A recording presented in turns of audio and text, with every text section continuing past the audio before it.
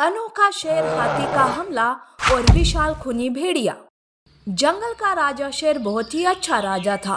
वो हमेशा अपने जंगल की रक्षा के लिए तत्पर रहता था। इसलिए उसने दो ताकतवर तेंदुए को जंगल की सीमा पर पहरेदारी के लिए रखा था।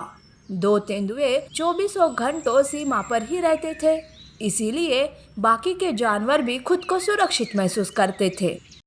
एक बार की बात है, एक विशाल खूनी भेड़िया जंगल की तरफ आ रहा था। तभी दोनों तेंदुए उस खूनी भेड़िए को सीमा पर ही रोकते हैं और एक तेंदुआ कहता है, रुक जाओ भेड़िए, हमारे जंगल में पैर रखने की हिम्मत भी मत करना, नहीं तो मुझ जैसे ताकतवर और विशाल भेड़िए को आज तक कोई नहीं रोक पाया। तो तुम क्या चीज हो? अपनी जान की सलामती चाहते हो तो मेरा रास्ता चुपचाप छोड़ दो। तेंदुए खूनी भेड़िए को जंगल के अंदर आने से रोकते हैं। तब खूनी भेड़िया गुस्से से उन दोनों पर हमला बोल देता है। तेंदुए भी हिम्मत से भेड़िए का सामना करते हैं, पर इस लड़ाई में एक तेंदुआ मारा जाता है और दूसरा घायल हो जाता है। घायल तेंदुआ भागते हुए शेर के पास जाकर विशाल खूनी भेड़िए की सारी बात बताता है। तब शेर और तेंदुआ दोनों भी जंगल की सीमा की तरफ आते हैं।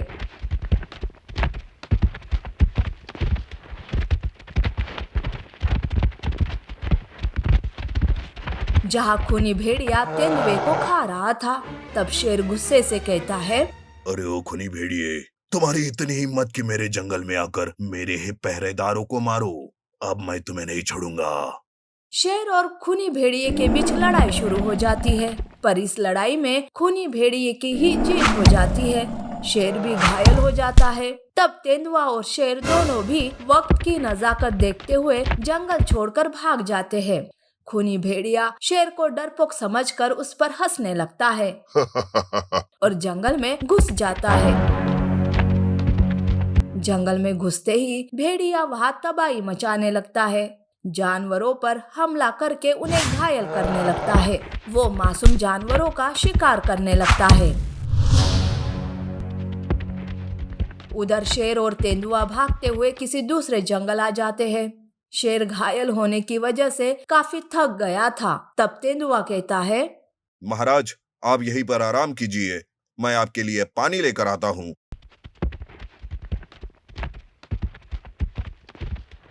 तेंदुआ पानी लाने तालाब के पास जाता है। वहाँ हाथियों का एक झुंड उसे दिखाई देता है। उस झुंड में एक हाथी बड़ा और जादुई शक्तियों वाला था। तेंदुआ तुरंत उस हाथी के पास जाता है और उसे खूनी भेड़िए और शेर की बात बताता है। हाथी शेर महाराज की मदद करने का ठान लेता है और वो तेंदुए के साथ शेर के पास जाकर कहता है, शेर महाराज, मुझे उस खूनी भेड़िए के बारे में सब पता है। मैं एक जादुई शक्तियों वाला हाथी हूँ, पर मैं भी अकेला उसका कुछ नहीं बिगाड़ सकता। लेकिन मेरी शक्ति और आपकी ताकत से हम दोनों उस खूनी भेड़िए को मार सकते हैं। तब हाथी जादुई शक्ति से खुद को शेर से जोड़ देता है और वो एक अनोखे रूप में बदल जाते हैं।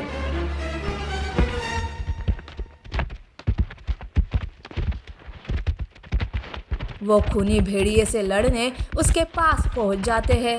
तब खूनी भेड़िया शेर का ऐसा रूप देखकर हंसने लगता है। ये क्या शेर, ये कैसा रूप लिया तूने? तुम्हें क्या लगता है कि ये रूप लेकर तुम मुझे मार पाओगे? तब शेर रूपी हाथी खूनी भेड़िए पर हमला बोल देता है। इस बार की लड़ाई में खूनी भेड़िया शेर का सामना नहीं कर पाता है। वो उनकी शक्ति के सामने हार कर मारा जाता है। तब ये बात जंगल में पता चलती है तो सारे जानवर खुश हो जाते हैं। शेर के प्रति जो नफरत जानवरों के मन में थी, वो अब प्यार और सम्मान में बदल जाती है। अब जब जब जंगल पर कोई मुसीबत आती तो जादुई हाथी शेर की मदद करने आता था और दोनों अनोखा रूप लेकर जंगल की रक्षा किया करते थे। नीति: अच्छे लोगों के साथ हमेशा अच्छा ही होता है। बस कुछ पलों के लिए हमें कठिन पलों से गुजरना पड़ता है। तेंदुए का पुनर्जन्म और बेटे ने लिया माँ बाप की मौत का बदला। एक घना जंगल था जंगल के चारों ओर खूबसूरत पानी के झरने और पहाड़ियां थी। उसी जंगल में एक तेंदुआ भी था जो अपने पिता के साथ रहा करता था। तेंदुए का नाम था बगीरा, जो बहुत ही नटखट और चालाक था। बगीरा हमेशा झरने के पास बैठकर उसे देखते रहता। उसे वो झरना देखना बहुत अच्छा लगता था। एक दिन उसने अपने पिता से कहा, पिताजी, ये झरना कितना सुंदर है ना? मुझे झरने के उस पार जाना है। ये सुनकर उसके पिता घबरा जाते हैं और बगीरा से कहते हैं, देखो बेटा, फिर कभी तुम झरने के पार जाने वाली बात मत सोचना। वहाँ बहुत खतरा है। वहाँ खतरनाक शिकारी रहते हैं। अपने पिता की बात सुनकर बगीरा चुप हो जाता है और कई दिन ऐसे ही गुजर जाते हैं। बगीरा अब बड़ा हो चुका था, पर उसके मन से झरने के पार जाने वाली बात अभी तक नहीं गई थी। एक दिन वो अपने पिता को बिना बताए झरने के उस पार चला जाता है। झरने के उस पार एक खूबसूरत जंगल था। उस जंगल के सारे जानवर बहुत ही डरे हुए थे और बहुत सहमे हुए थे। उन्हें देखकर ऐसा लग रहा था मानो कोई इनकी जान के पीछे पड़ा है। वो सब बगीरा को देखकर आश्चर्यचकित होते हैं, लेकिन खुश भी होते हैं। तभी लोमड़ी बगीरा के पास भागते हुए आती है और उससे कहती है, बगीरा, तुम आ गए। हमें पता था तुम एक ना एक दिन हमें बचाने जरूर आओगे, पर अभी तुम चले जाओ, तुम्हारी जान को खतरा है। बगीरा को कुछ समझ नहीं आया लोमड़ी क्या कहना चाह रही थी। वो सारे जानवर जल्दी से बगीरा को एक सुरक्षित जगह पर ले जाते हैं।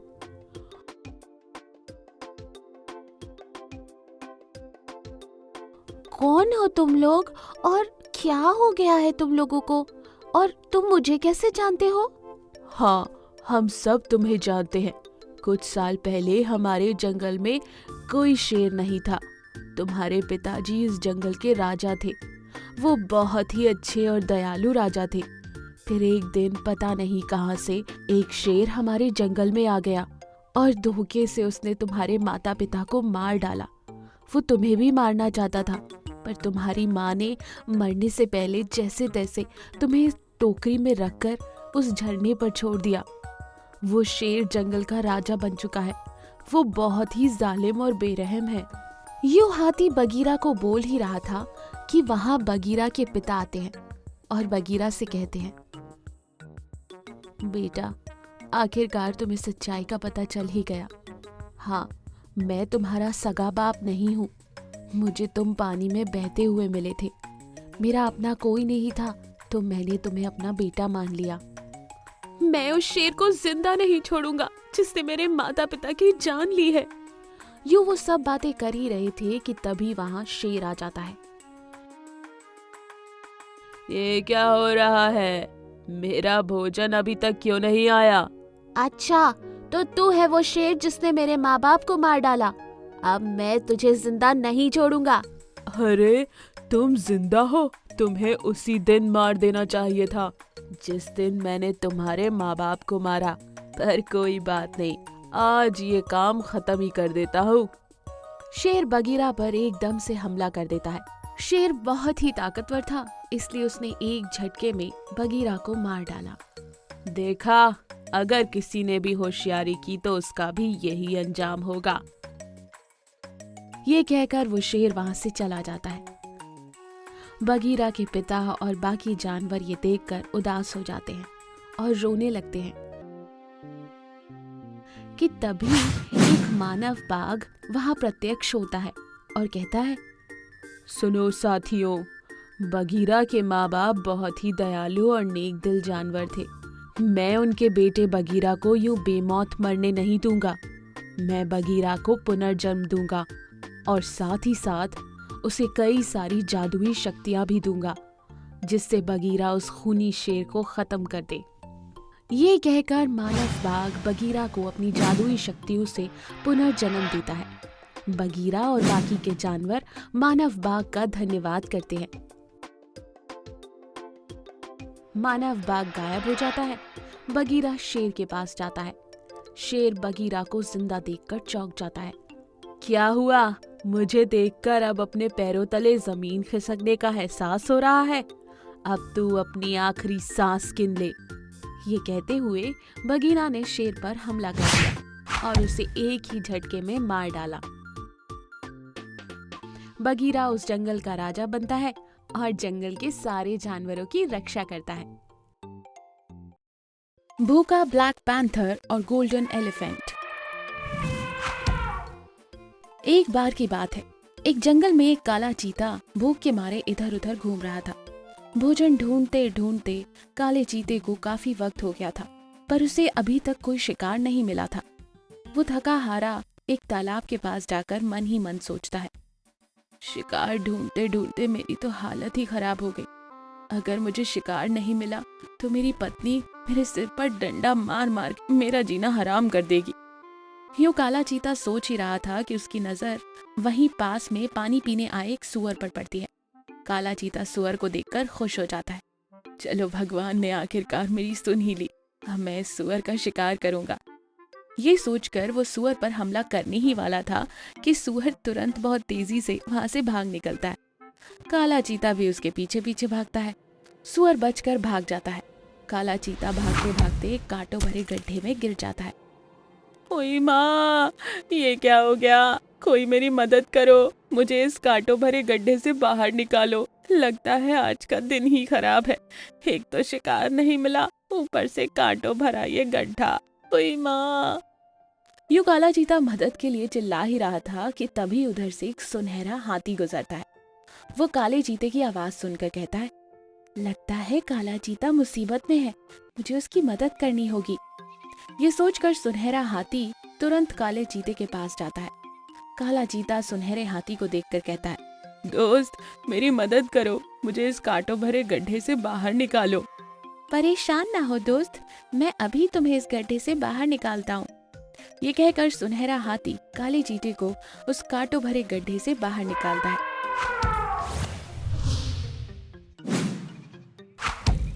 तुम्हारा बहुत बहुत शुक्रिया मेरे दोस्त, अगर आज तुम नहीं होते तो मेरा राम नाम सत्य हो जाता। वैसे तुम कहाँ से आए हो? मैंने तो तुम्हें कभी पहले इस जंगल में नहीं देखा। तुम तो कितने सुंदर और अद्भुत हो। सही कहा तुमने, मैं पास के जंगल से आया हूँ। मेरे पास कुछ अद्भुत जादुई शक्तियाँ हैं, जिन्हें पाने के लिए एक जादूगर मेरे पीछे पड़ा था और मैं उससे बचते बचाते इस जंगल में आ गया हूँ। अगर तुम्हारे पास इतनी ही जादुई शक्तियाँ हैं तो तुम उस जादूगर से डर क्यों रहे हो? दोस्त, मैं अपनी शक्तियों का इस्तेमाल अपने लिए नहीं कर सकता, और हाँ, तुम मुझसे वादा करो कि मेरी जादुई शक्तियों के बारे में तुम किसी को कुछ नहीं कहोगे। दोस्त, मैं वादा करता हूँ कि यह बात मैं किसी को नहीं बताऊंगा।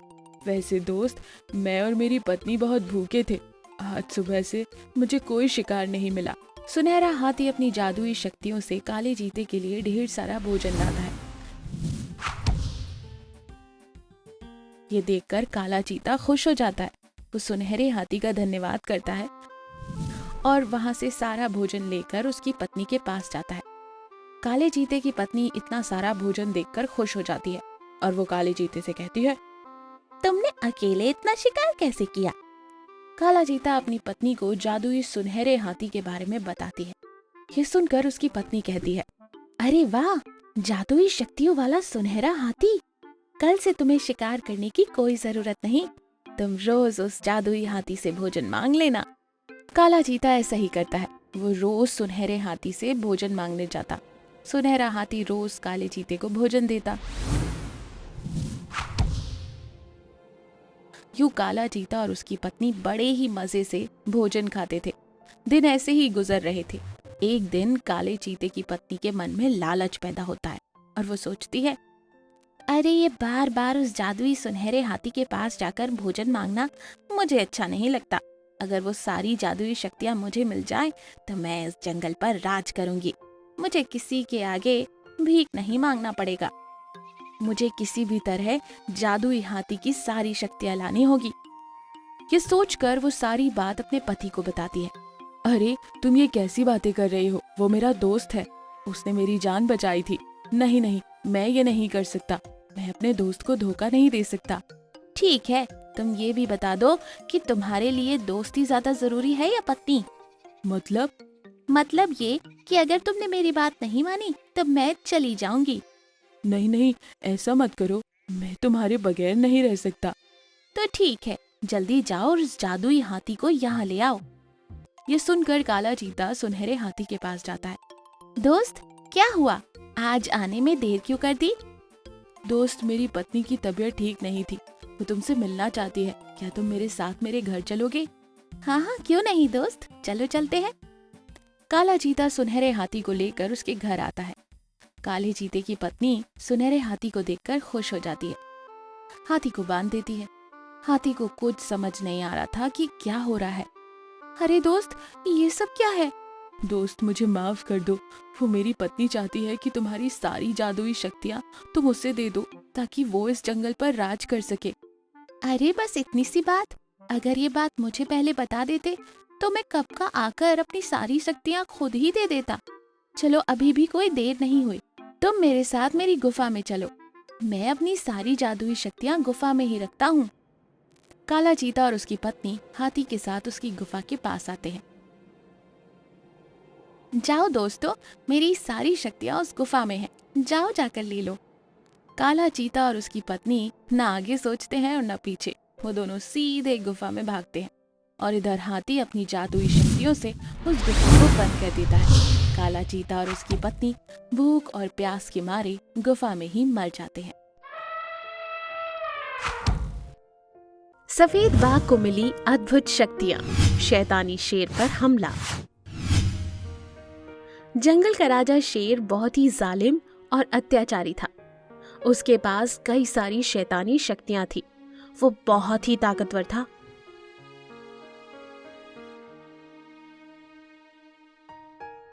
वो अपनी शैतानी शक्तियों से जब चाहे तब जंगल के जानवरों का शिकार करता या फिर उन्हें अपना गुलाम बना लेता।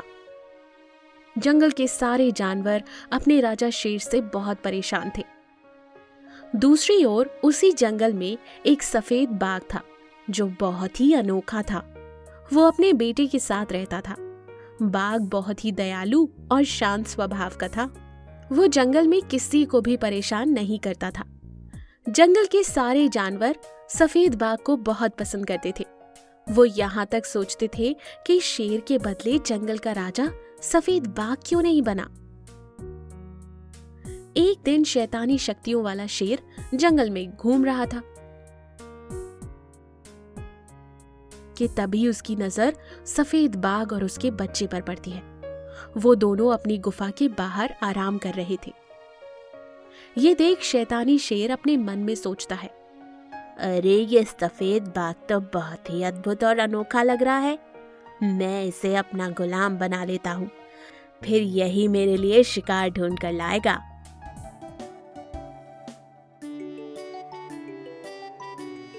ये सोचकर शैतानी शेर अपनी शैतानी शक्तियों से बाघ के बच्चे को कैद कर लेता है और सफेद बाघ को अपना गुलाम बना लेता है। देखो सफेद बाघ, आज से तुम मेरे गुलाम हो। जैसा मैं कहूँ वैसा करना होगा तुम्हें। अगर कोई गलती की तो मैं तुम्हारे बेटे की जान ले लूंगा। नहीं नहीं महाराज, आप जैसा कहोगे मैं वैसा ही करूंगा। सफेद बाघ पूरी तरीके से शैतानी शेर के कब्जे में था। ठीक है, तुम जंगल में जाकर मेरे लिए भोजन ढूंढ कर लाओ, मुझे बहुत भूख लगी है।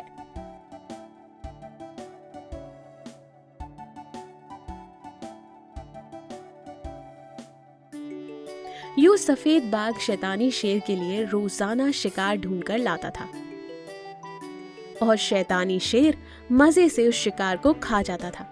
ऐसे ही दिन गुजर रहे थे। एक दिन सफेद बाघ का बच्चा बीमार पड़ जाता है। सफेद बाघ शिकार पर नहीं जा पाता। तब वो शैतानी शेर आकर सफेद बाघ से कहता है, मेरा भोजन अभी तक क्यों नहीं आया? भूख के मारे मेरी जान निकली जा रही है। महाराज, आज मुझे छोड़ दीजिए, मेरे बच्चे की तबीयत ठीक नहीं है, उसकी देखभाल करने वाला कोई नहीं है। मुझे इन दकियानूसी बातों से कोई मतलब नहीं है। मुझे भूख लग रही है, मैं एक काम करता हूँ, मैं तेरे बेटे को ही खा लेता हूँ। नहीं नहीं महाराज, मैं अभी आपके लिए भोजन ढूंढ कर लाता हूँ। यूं वह बहुत ही मजबूर होकर शिकार ढूंढने जंगल में जाता है। बहुत ढूंढने के बाद भी सफेद बाघ को कोई शिकार नहीं मिलता। वो प्यास के मारे एक तालाब के पास जाता है और पानी पीते हुए सोचने लगता है, हे भगवान, अब मैं क्या करूं? मुझे कोई शिकार नहीं मिला। अगर मैं शिकार नहीं ले गया तो वो शैतानी शेर मेरे बच्चे को खा जाएगा। यूं सफेद बाघ सोच रहा था कि तालाब में से एक आवाज आती है, देखो सफेद बाघ, तुम परेशान ना हो, मैं तुम्हारी मदद करूंगा। सफेद बाघ ये सुनकर चौंक जाता है और कहता है, कौन हो तुम? दिखाई क्यों नहीं देते? क्या तुम मुझे जानते हो? देखो सफेद बाघ, मैं जादुई तालाब हूँ। मैं तुम्हारे बारे में सब कुछ जानता हूँ।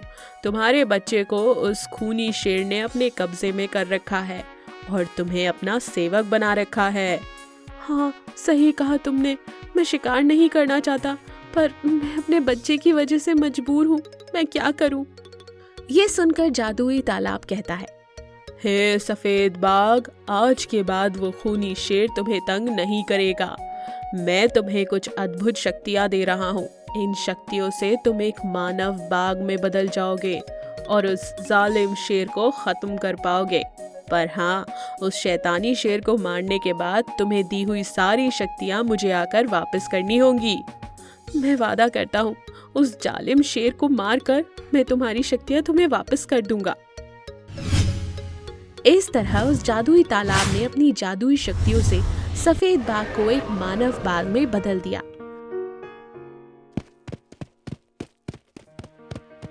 मानव बाघ अपने बेटे के पास आता है। शैतानी शेर मानव बाघ को देखकर गुस्से से आग बबूला होता है और कहता है, उस सफेद बाघ की ये मजाल कि वो ना आकर तुम्हें भेज रहा है, और वो भी खाली हाथ। अब मैं उसके बच्चे को नहीं छोड़ूंगा। शैतानी शेर की ये बात सुनकर मानव बाघ अपनी जादुई शक्तियां शैतानी शेर पर छोड़ता है। इन दोनों के बीच जमकर लड़ाई होती है। शैतानी शेर मानव बाघ की शक्तियों के सामने हार जाता है और वहीं मर जाता है और अपने बच्चे को आजाद करता है। मानव बाघ फिर से सफेद बाघ में बदल जाता है।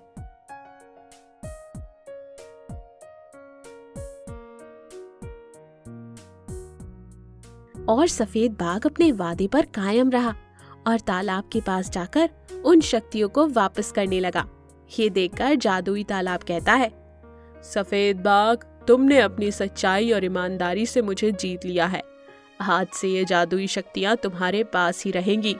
तुम इन शक्तियों से जंगल और जंगल के जानवरों की रक्षा करना। आज से तुम ही इस जंगल के राजा हो। सफेद बाघ जादुई तालाब का धन्यवाद करता है।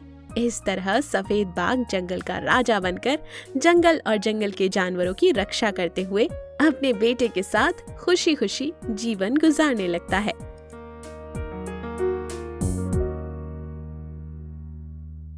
सफेद शेरनी के बच्चे की मां गाय। एक घना जंगल था। जंगल में एक सफेद शेरनी रहती थी जिसके 2 बच्चे थे, सिम्बा और बगीरा। वो दोनों ही बहुत सफेद और अद्भुत थे।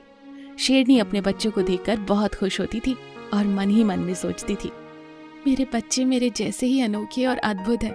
मैं इन्हें कभी भी कुछ भी कमी नहीं होने दूंगी। मैं इन्हें बहुत ही ताकतवर और निडर बनाऊंगी। यूं वो सोच ही रही थी कि तभी सिम्बा कहता है, माँ, बहुत भूख लग रही है, खाने को कुछ दो ना। हाँ माँ, मुझे भी बहुत भूख लग रही है। हे भगवान, मैं तुम लोगों के साथ खेलते खेलते भोजन के बारे में तो भूल ही गई। वक्त कैसे बीत गया पता ही नहीं चला।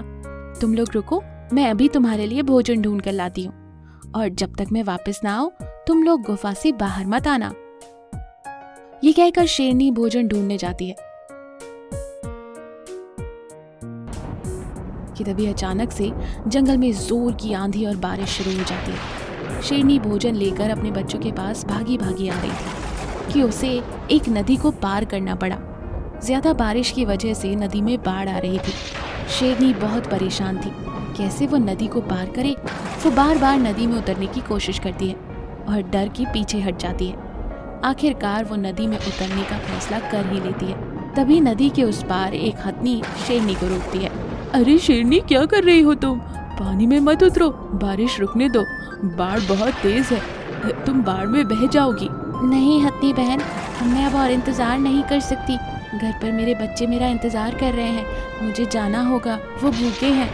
ये कहकर शेरनी नदी में आगे बढ़ती है और तभी जोर की बाढ़ आती है और शेरनी को बहाकर ले जाती है। हथनी वहां खड़ी खड़ी ये सब कुछ देख रही थी और वो वहां से उदास होकर चली जाती है। इधर बच्चे रात भर गुफा में अकेले ही बहुत परेशान हो रहे थे। सुबह होते ही वो अपनी माँ को ढूंढते हुए निकलते हैं। माँ, कहाँ हो तुम? माँ, कहाँ हो तुम? मुझे बहुत डर लग रहा है, जल्दी आओ। यूं वो अपनी माँ को ढूंढते हुए जा ही रहे थे कि तभी एक बाघ की नजर उन पर पड़ती है। बाघ सिम्बा और बगीरा को देखकर मन ही मन में सोचता है, अरे वाह, सफेद शेरनी के बच्चे, इन्हें खाकर तो बड़ा मजा आएगा। इन्हें खाने से पहले मुझे बहुत ही सावधानी से काम करना होगा। अगर ये बात शेरनी को पता चल गई तो वो मेरा शिकार कर देगी। ये सोचकर बाघ सिम्बा और बगीरा के पास जाता है। बेटा, क्या हुआ? यहाँ क्या कर रहे हो? कहाँ है तुम्हारी माँ? हमारी माँ कल रात से घर नहीं आई, इसलिए हम उसे ढूंढते हुए यहाँ आए हैं। ये सुनकर बाघ मन ही मन में खुश होता है और कहता है, बच्चों परेशान ना हो, मैं जानता हूँ कि तुम्हारी माँ कहाँ है। तुम लोग मेरे साथ आओ, मैं तुम्हें तुम्हारी माँ के पास ले चलता हूँ। क्या सच में?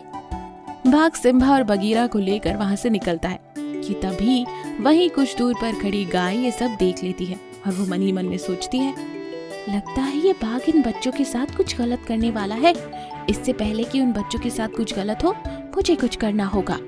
ये सोचकर गाय तुरंत भागते हुए बाघ के पीछे बाघ की गुफा के पास पहुंचती है और चुपचाप बाघ का आने का इंतजार करने लगती है। जैसे ही वो देखती है कि बाघ बच्चों को लेकर गुफा के पास आ रहा है, वो तुरंत अपनी आवाज बदलकर लोमड़ी की आवाज में कहती है, अरे गाय बहन, क्या तुमने सुना? वो बाघ ने शेरनी के बच्चों को अगवा कर लिया है। शेरनी बहुत गुस्से में है। अगर वो बाघ शेरनी को नजर आ गया तो वो उसे जिंदा नहीं छोड़ेगी। क्या सच में लोमड़ी बहन? हाँ, इसलिए तो शेरनी ने अपने वफादारों को जंगल के चारों ओर भेजा है बाघ को ढूंढने के लिए। मैं भी उसी काम पर लगी हूँ। अगर वो बाघ तुम्हें दिखाई दे तो फौरन मुझे बता देना, ठीक है? चलती हूँ। ये सब सुनकर बाघ की तो हालत ही खराब हो जाती है। गाय अनजान बनकर बाघ के सामने आती है और कहती है, अरे ये क्या कर दिया बाघ तुमने? शेरनी के बच्चों को अगवा कर लिया। हे भगवान, अब पता नहीं तुम्हारा क्या होगा। गाय की बात सुनकर बाघ की तो बोलती ही बंद हो जाती है और वो गाय से कहता है, अरे गाय बहन, मुझे बचा लो, मैंने इन बच्चों को अगवा नहीं किया। मैं तो इन बच्चों को ले जाकर शेरनी को दे दूंगा और मैं ये जंगल छोड़कर चला ही जाऊंगा। हाँ सही है, तुम फौरन ये जंगल छोड़कर भाग जाओ। जैसे तैसे इन बच्चों को शेरनी के हवाले मैं कर दूंगी। तुम्हारा बहुत बहुत शुक्रिया गाय, मैं तुम्हारा एहसान जिंदगी भर नहीं भूलूंगा। ठीक है, अब बातें बातें बंद करो और निकलो यहाँ से। अगर किसी ने देख लिया तो बड़ी मुसीबत आएगी। बाघ शेरनी के बच्चों को गुफा के पास छोड़कर न आगे देखता है और न पीछे और दुम दबाकर जंगल छोड़कर भाग जाता है। इधर हथनी गाय के पास आती है। वो शेरनी के साथ जो भी कुछ हुआ गाय को बताती है। सिम्बा और बगीरा ये सब सुनकर फूट फूट कर रोने लगते हैं। तब गाय कहती है, बच्चों रो मत, होनी को कौन टाल सकता है। जो होना था वो तो हो ही गया। आज से मैं तुम्हारी माँ हूँ, मैं तुम्हारा अच्छे से ख्याल रखूंगी। जो सपने तुम्हारी माँ संजोए थी वो मैं पूरे करूंगी। यूं गाय सिम्बा और बगीरा की माँ बनती है और उन्हें बहुत ही ताकतवर और निडर शेर बनाती है। और हाँ, हमारे चैनल को सब्सक्राइब करें, लाइक करें, कमेंट करें और अपने दोस्तों के साथ शेयर जरूर करें। Thank you for watching.